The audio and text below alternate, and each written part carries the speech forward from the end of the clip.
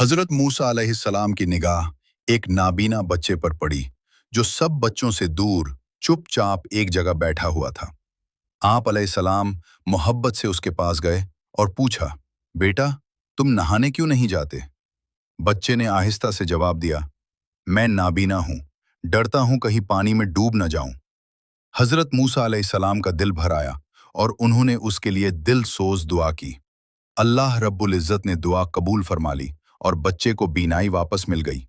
बच्चा खुशी से नहर की तरफ भागा और पानी में कूद गया, लेकिन कुछ ही देर बाद उसने गुस्से में आकर एक मासूम बच्चे को डब्बो दिया।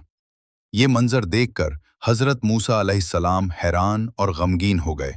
इसी वक्त अल्लाह ताला की तरफ से वही आई, ए मूसा, मैंने उसे अपनी हिकमत से ही नाबीना बनाया था। ये बड़ा होकर कातिल बनने वाला था। इसकी नाबीनाई दूसरों की हिफाजत थी। बस यही सच है, अल्लाह की हर मसलहत में भलाई छुपी होती है। जो मुश्किलात हमें दुख देती हैं, वो कभी कभी हमारी या किसी और की हिफाजत का जरिया होती हैं। लिहाजा हमेशा अल्लाह के फैसलों पर भरोसा रखो, क्योंकि वही बेहतर जानने वाला है।